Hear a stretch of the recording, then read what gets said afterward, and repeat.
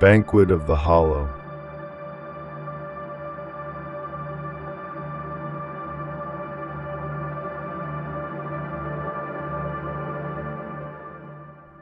The first thing I noticed about the Fairmont Banff Springs Hotel was its silence.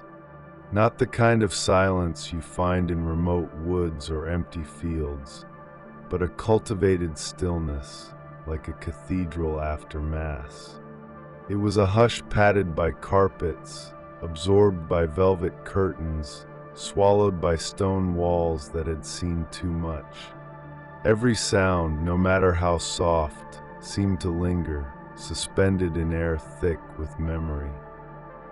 I arrived in the evening, when the mountains outside were cloaked in blue shadow, and the last of the daylight burned faintly against the snow. The hotel stood against it all like a castle pulled from some old, foreign dream. Its towers clawed at the dim sky, its windows gleamed with golden light, and for a moment I felt I was stepping back into another century. The lobby was warm, perfumed faintly with wood polish and something floral I couldn't place. But beneath it was a trace of something else, an odor not quite masked, metallic, faintly rancid, as though the air itself remembered. I tried to ignore it. After all, I had come here for quiet, for escape, but the building seemed to breathe around me. It wasn't until the second night that I found the dining hall. By day it was closed, its doors shut, its windows curtained. But late into the night, wandering the halls in search of sleep, I saw it open. A faint light spilled through the crack, warm and golden, beckoning. I should have ignored it, but curiosity is a weight, and mine pulled me forward. The air changed as I stepped inside. The scent of polished wood and candle wax mixed with something thicker, older, dust, and beneath that, the faint sweetness of rot. The hall was enormous, its ceiling high, its chandeliers burning low. Long tables stretched the length of the room, each draped in white cloth yellowed with age. Silverware gleamed faintly in the dim light, though I saw no reflection in their surfaces. Chairs lined either side of the tables, pulled close as though waiting for guests. And for a moment, I thought they were empty, but then my eyes adjusted. They were not empty. Figures sat there, dressed in finery long out of fashion. Gowns of velvet, coats of black, lace cuffs and high collars. Their heads were bowed, their hands resting on the table. But their faces were hollow.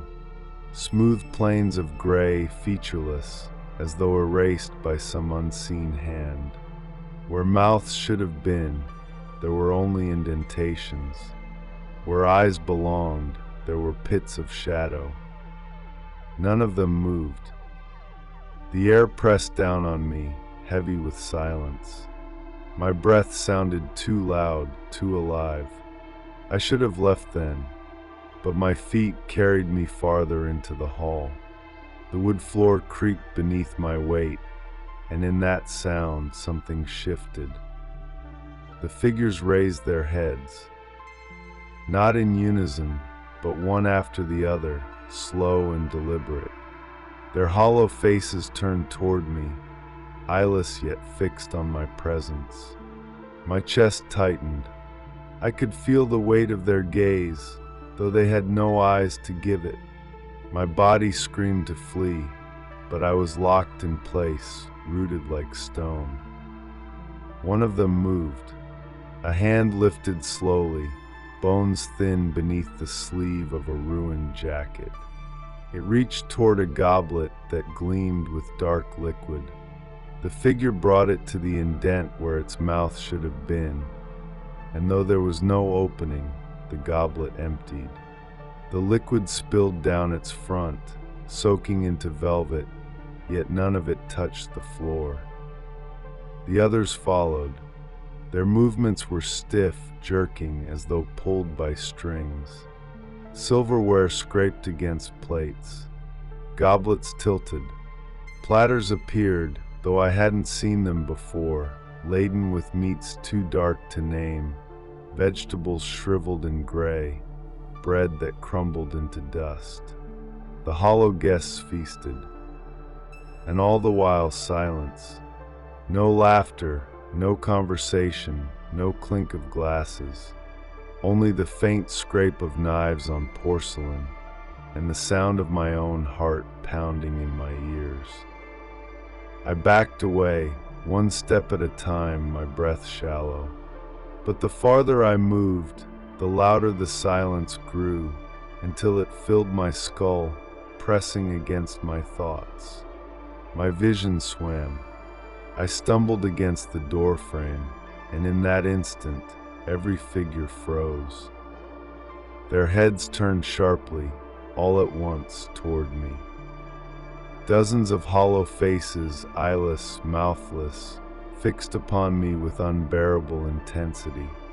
The silence broke then, not with words, but with a sound like wind through cracks in stone. A rushing, whispering hiss that swelled into a roar. Their hands lifted from the table, stretching toward me, fingers thin and gray reaching. I ran. I don't remember crossing the corridor or slamming my door shut, but I remember the sound that followed me. The hiss of whispers pressed against the walls, seeping through the cracks, filling my room until I thought I would suffocate. I didn't sleep. I sat in the chair by the window, staring at the reflection of my face in the glass. But even there, I wasn't alone. Behind me, faint and blurred, I saw shapes seated at a table, their featureless heads bowed. When dawn finally came, the whispers faded, but the weight remained. I left the hotel without looking back, yet I carry the banquet with me. Sometimes when I eat alone, I hear it again. The scrape of silverware, the tilt of goblets, and when I glance up from my plate, I see them, rows of faceless figures seated in silence, waiting for me to join. The banquet is never empty. It only waits.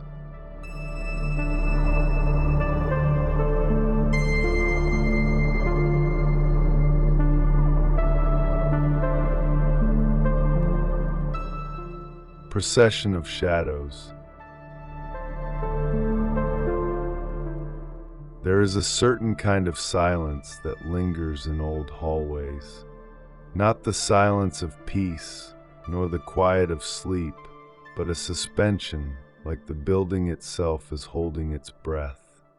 The Fairmont Banff Springs was full of such silences, waiting in its stone corridors, settled in its stairwells, pressed into the velvet of its curtains. I thought I had grown used to them, but on that night, I learned how wrong I was. The evening had bled away into a darkness that carried no stars. The mountains outside were gone, swallowed by fog that pressed against the windows like a living thing. Lamps in the corridors burned low, their glow weak and jaundiced, leaving more shadow than light. I had wandered too far from my room, following the restless urge that kept me from sleep, and soon the halls no longer looked familiar. The air was cool and dry, carrying the faintest tang of stone dust and old varnish. My footsteps echoed softly against the patterned carpet, a whisper that followed me. At first, I thought I was alone, but then I heard it, another sound beneath my own. A soft, deliberate shuffling, measured and slow, coming from somewhere beyond the turn in the corridor. I froze. The silence rushed back in, heavy and suffocating. Yet I knew I had not imagined it. There was movement, deliberate and steady, as if an entire group were passing unseen. I should have returned to my room. Instead, I pressed forward, drawn by a curiosity that felt more like compulsion. I rounded the corner and saw the procession. They moved in single file down the hallway, a line of figures dressed in black garments that trailed like smoke. Their forms were human, but indistinct, their edges wavering as though they were made of fog.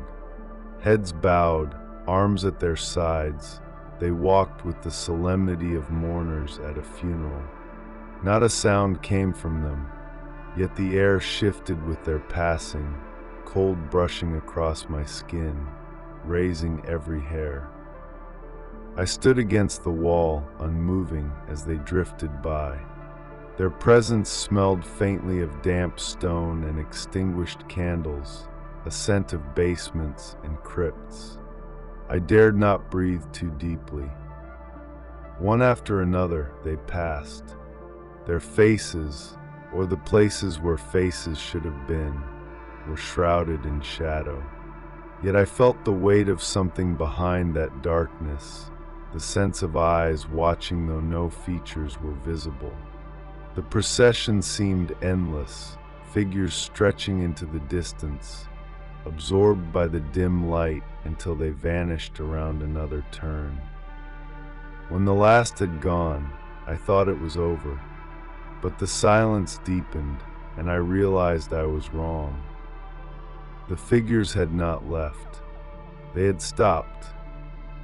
At the far end of the corridor, the line had halted. Slowly, impossibly synchronized, they turned toward me. Dozens of heads rose in unison, shadowed faces now facing directly where I stood. The air thickened, heavy with unseen pressure. I couldn't move. The first in line stepped forward. Its movement was gliding, feet not quite touching the ground, its robes shifting like smoke in a draft. Then the next followed, and the next, until the entire procession had turned and begun advancing toward me. There was no sound of footsteps, only the soft rustle of fabric, like wind moving through a field of dry grass. The shadows deepened with every step, swallowing the corridor, dimming the lamps until they flickered and failed. Soon I stood in near darkness, the figures only shapes outlined against deeper black. I pressed myself back against the wall, my breath shallow, my heart hammering painfully. I wanted to run, but my legs would not obey. The procession closed the distance slowly, deliberately, as though savoring my fear. As the first figure reached me, I felt the temperature plummet. Cold pierced me, not the chill of air, but the absence of warmth itself, a void that seeped into my bones. Its form brushed past, and for an instant, I saw beneath the shadow.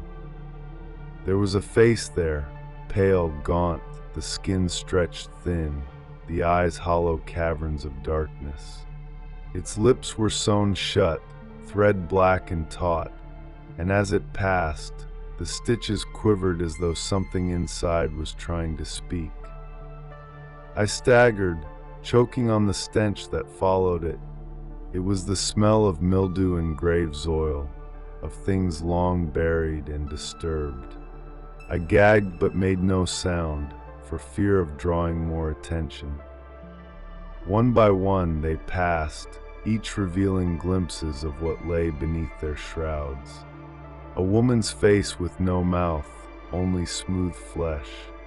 A child with eyes wide and empty, tears of shadow streaking down its cheeks. An old man with skin like parchment, lips moving soundlessly in endless prayer. Every figure carried its own horror, each worse than the last. And still the procession continued. When the final figure reached me, it stopped. Unlike the others, it did not pass.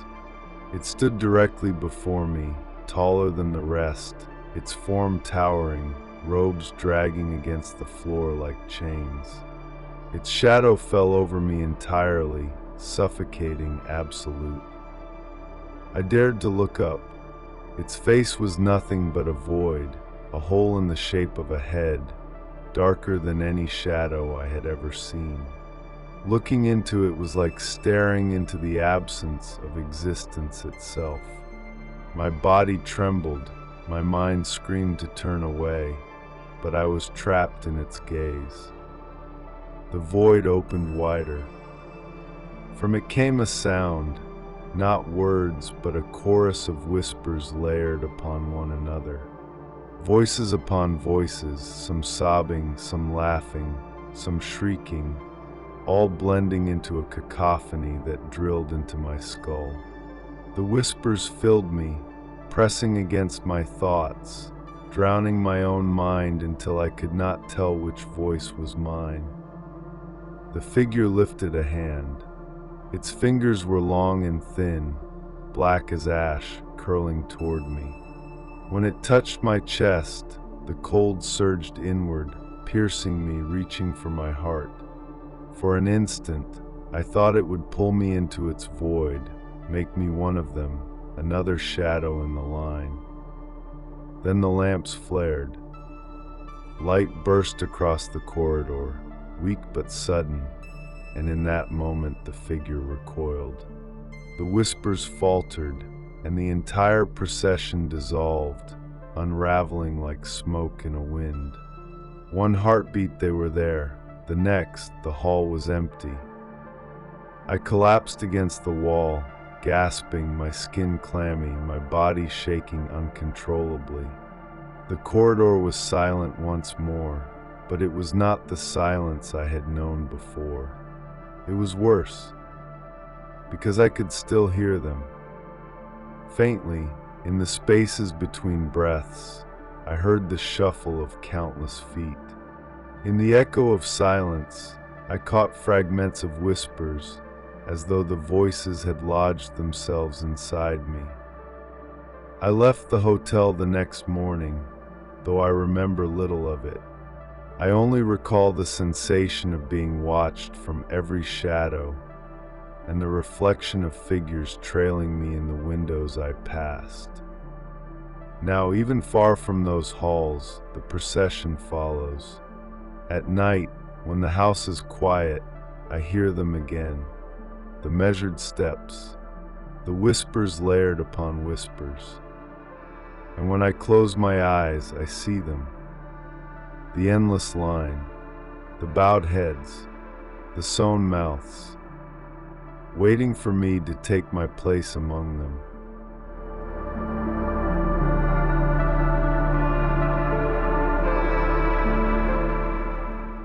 Staircase into Damnation.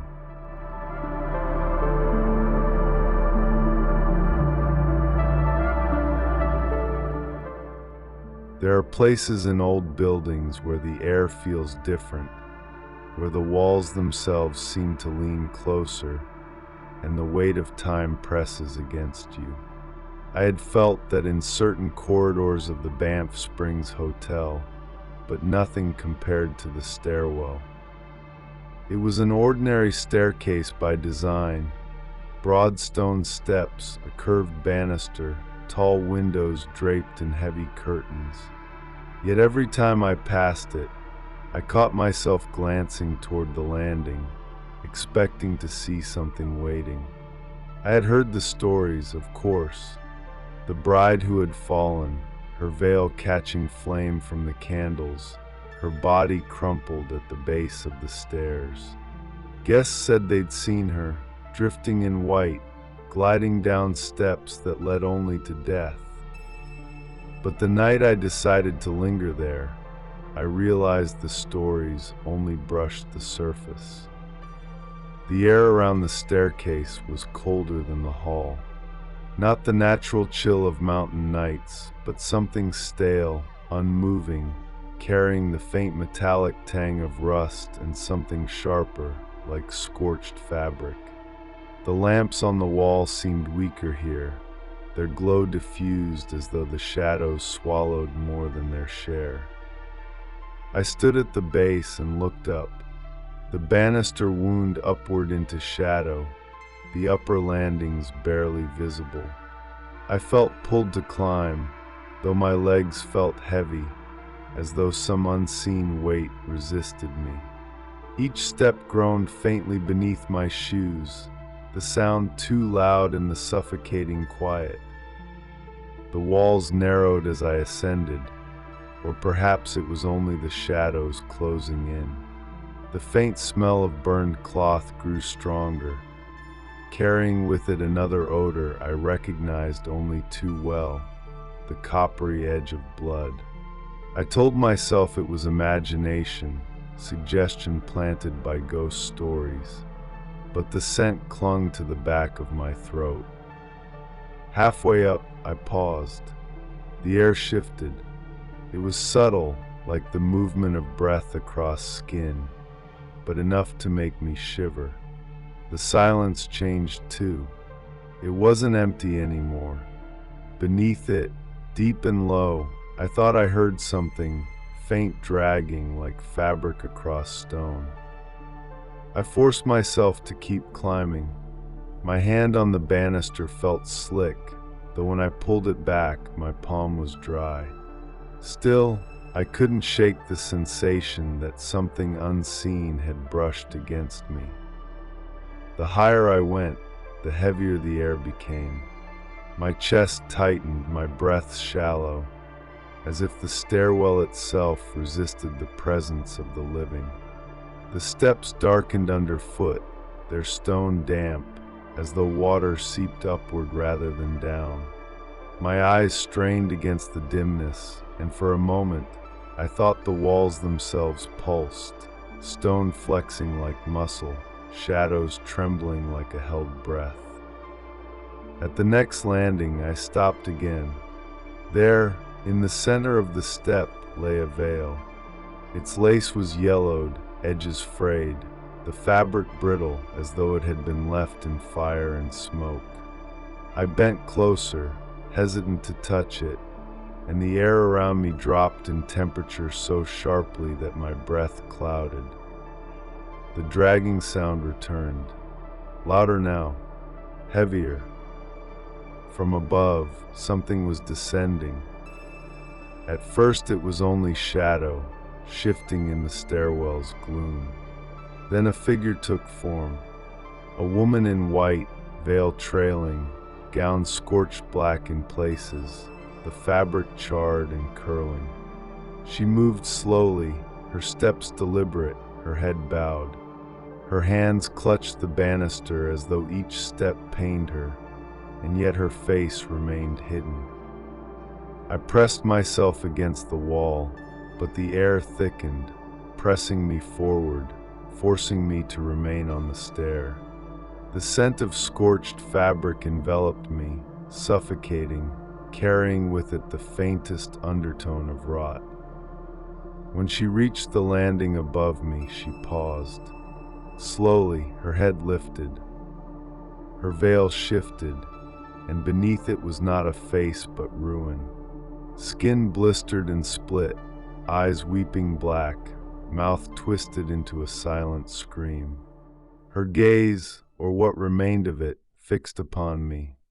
My body locked, unable to flee. Then she moved again, but not toward me. She continued down, passing the veil I had seen on the step, her ruined dress dragging against stone, leaving no sound but the faint scrape of ash. And as she descended, the staircase changed. The walls darkened, their stones streaked with something black and wet. The air filled with the stench of smoke and decay, so thick it burned my throat. The lamps flickered, their flames stretching unnaturally long, casting shadows that twisted and writhed. I looked down. The steps below no longer ended in the lobby. They spiraled further, plunging into darkness that no light touched. The bride was still moving downward, into that abyss, her form growing smaller, yet her presence heavier. I realized then that the staircase was no longer part of the hotel. It had become something else, a passage, a descent not into rooms or corridors, but into somewhere beneath. I felt it pulling at me, the air itself urging me downward. My body leaned forward, my legs aching to follow. Every part of me screamed to resist, yet my will was brittle. I placed one foot on the next step, and the stone beneath it felt warm, as though alive. From below rose a sound, faint but rising, a chorus of whispers, layered and endless. Cries of pain, wails of despair, laughter warped into madness. The air trembled with it, vibrating against my chest. The staircase was not empty. It was full. I saw them then, shapes moving in the darkness below, countless figures shifting, reaching, their forms barely glimpsed in the dim light. They stretched upward, arms pale and thin, hands clawing the air as though begging me to join. The bride had reached them. She did not resist. Her form dissolved into their grasp, pulled into the mass of shadows, her veil drifting down like ash. For a moment, her burned face turned back toward me, mouth open in that eternal scream. Then she was gone.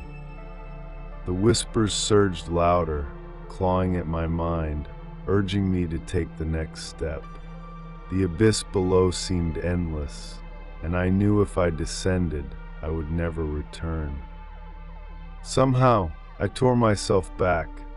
I stumbled upward, away from the pull, clutching the banister with white knuckles. The stone groaned beneath me.